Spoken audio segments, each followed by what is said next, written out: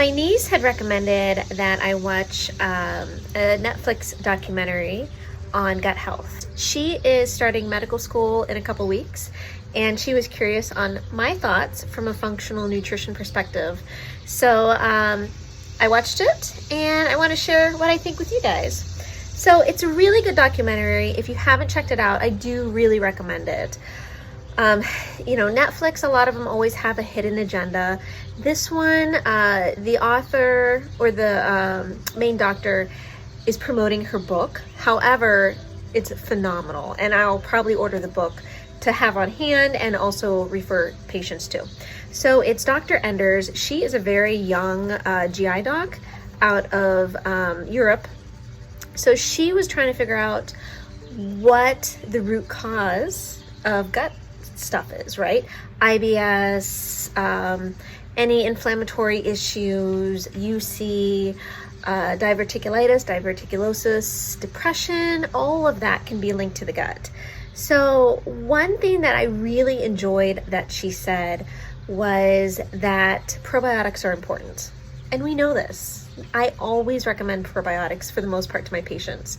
So the gut is the second brain, and she affirms that. We've known this for years. So I did appreciate that about her. And she did reaffirm that the immune system is located 80% in the gut. So if you do not have a good gut health, you're going to have a crappy immune system. So again, more reason to eat clean as we can, watch the toxins, have good supplements to nourish like probiotics and glutamine. She stated that food can either cure or poison you, right? Of course, we know this. If you checked out the glyphosate podcast, we talk all about how glyphosates are poisoning us. We can't completely eliminate them, but if we can at least minimize our exposure, that is, of course, ideal. And then everything we put in our mouth will either make us healthier or make us more sick.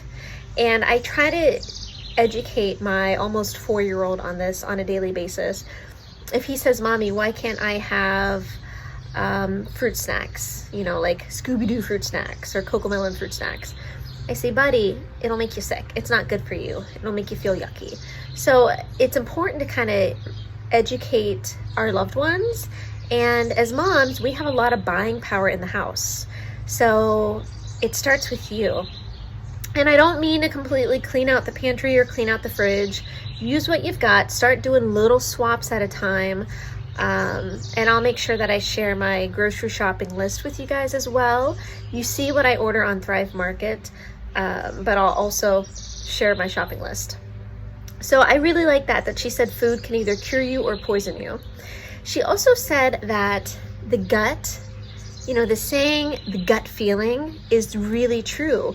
The gut is related to the brain. It's part of the immune system. So I did like quite a bit of what she said. She had some really cute graphics on the gut microbiome. So this was a really good documentary, I would say, for preteens on the way up. They had little cartoons that explained how the microbes work in the gut. So I really like that. And she said, of course, if you have a healthy gut, you have less autoimmune. We know that. More balanced weight, more balanced hormones, things we've all known for years, and I've been saying. There have been really good studies showing that if you're lacking a certain strain of bacteria, you're more likely to be overweight and obese. So again, really important to take care of your gut. Things in modern society that can contribute to poor gut health. And I'm surprised they said some of this, but again, it's based out of a European approach, and they're a little bit more open-minded than we are in the States. So things that can compromise gut health: C-sections. I was a C-section baby. My firstborn's a C-section, which is why I immediately started him on probiotics. And I'm a firm believer, I was not breastfed for more than 4 weeks. And in the 80s, they had crappy formula. So I'm a firm believer that's why I was on antibiotics as a kid and I have 2 autoimmunes now. So C-sections, baby formula, right? It's certainly come a long way. Even since my son was born, it's come a long way. And again, check out the podcast on baby formula, good, better, and best options with that. Processed food. We know this. I've talked about this. You guys know this. Stress, fast-paced modern society. We're always on our phones. We're on our tablet. We're rushing the kids here, there. We have meetings. We have Zooms. We never get downtime. And I was just talking to a patient about this the other day, that we actually feel guilty for taking vacations. What's up with that? We need vacations, not only for mental, but physical health. So please make sure that you take vacations either by yourself if you need that, and with the family, ideally, right? Manage that stress, meditate, pray, whatever your avenue for stress management is, please take advantage of that. Toxins. If you looked at the podcast on glyphosates, we talk all about toxins, and of course, like the makeup bag dump, all of that covers the toxins that we're exposed to, that we know of, right? Of course, there's some in the air, in the water, but things that we put on our skin, some of our clothes can leach plastic, tampons if they're not clean, all of that can affect our health and our gut. Sanitation, right? So always washing our hands, always using hand sanitizer, having sterile environments. I clean with Blue Land products and vinegar. That's all I have. And borax. I have borax in my laundry room if I need it as a booster. That's all I have. I do not believe in hand sanitizer. I'll use some at the office real quick if I have a patient that's sick and they come in. And I make sure that it's a clean hand sanitizer at that. So having a super clean house, we know for sure can promote more antibiotic use and sicker kids than having kids play outside, walk barefoot, eat dirt, eat sand, all of that. Still wash your hands, but be sensible about it. And then antibiotics, right? We know chronic antibiotic use can lead to a plethora of health issues. And even in Europe, they're promoting to not give antibiotics as first-round therapies, to do other healing modalities, some natural therapies, watch and wait, and just kind of see how it goes. So I did really appreciate that. She emphasized as well in the documentary having the importance of diversity in food. It's what God gave us, right? Eat seasonally, eat clean. There's reasons why certain things grow in your area for certain times of the year. You need to stock up on the antioxidants in the summer, all the berries, all the fresh fruit, all the vegetables. In the winter, we have the hardy stuff, right? The squash, the potatoes, all of that. So you want to kind of vary your diet according to the season, if you can. And then watch sugar. She emphasized this, and again, no surprise. Sugar is not only genetically modified, but tears up the gut, is very toxic for certain strains of good bacteria. What I did appreciate is that she also said that diet changes should be a lifestyle approach. I just had a patient ask me the other day about, I recommended eating cleaner, right? And she said, I need a diet to follow. And I struggled with that because it's common sense, but we're so ingrained to count carbs, count calories, to follow something, that we lose that innate ability to think, okay, I can eat this or I shouldn't eat that, and just to kind of have variety. So make sure that you make everything a lifestyle approach. Fruit, unlimited. Follow the Dirty Dozen, the Clean 15. Vegetables, same thing, Dirty Dozen, Clean 15. Eat as much as you want. Meat should be all grass-fed and wild, ideally. Sugar, from what God gave us, molasses, maple syrup, honey, and grain, clean grain, quinoa, oats, corn, if it's non-GMO, organic, So just common sense, right? And she emphasized that diets don't work. We know this. There's a reason why Weight Watchers and Jenny Craig and all of these Noom and all of this has been out. It's successful. It's a huge moneymaker, right? You buy my food. I tell you how to eat. We have weigh-ins.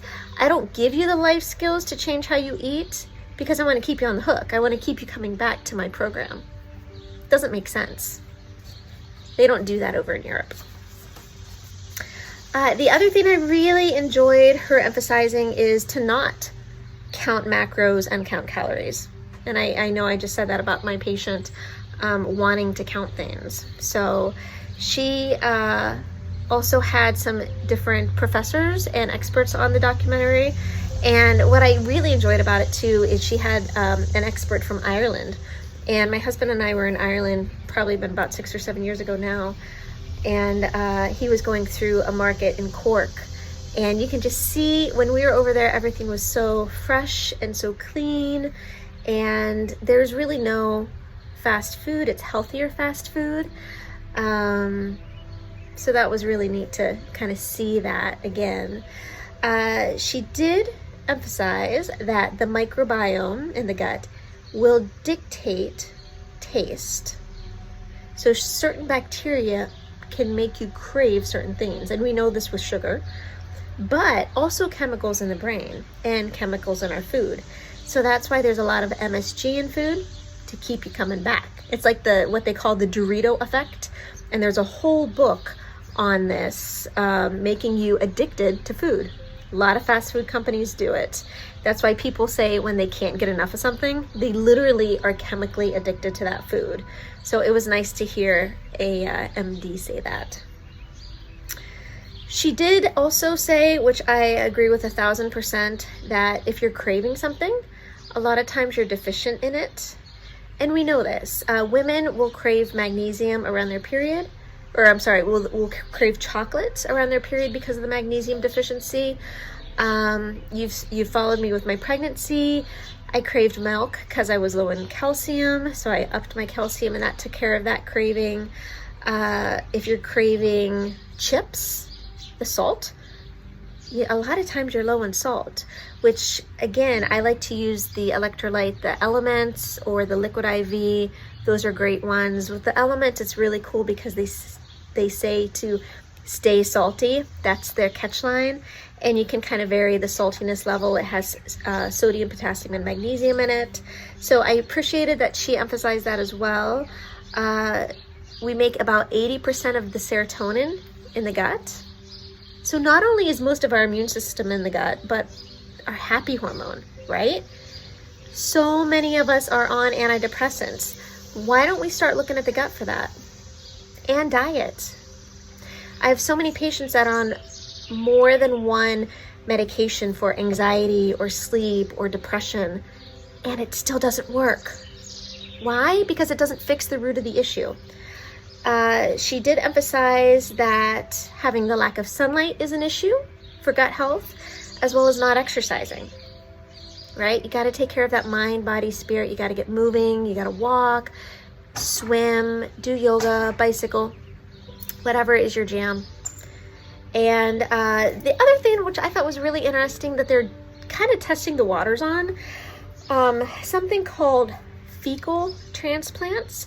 So they followed about 4 different individuals in this documentary and discussed their strains of bacteria with certain conditions. And there's a huge study going on, I think in California, where they're using poop samples to analyze the poop to see the connection between diagnoses or pathologies. So, based on your poop, you might have more depression, or you might be more likely to have an autoimmune. So there's this one woman who first got her fecal sample from her brother and used that to transplant into her gut colony.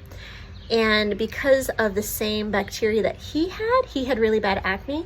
She started to get really bad acne. So the second time she used her boyfriend's fecal matter to transplant into her own.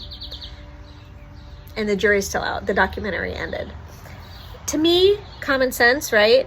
We shouldn't have to transplant poop to get certain strains of bacteria in a certain people, right? We're all individualistic for a good reason, and that's all influenced by diet and genetics. So I'm not a huge fan of fecal transplants. Gotta wait and see what the research shows more on that. But that was just really interesting, the way they approached that subject. So that's my thoughts on the gut documentary on Netflix. I'd love to hear your thoughts.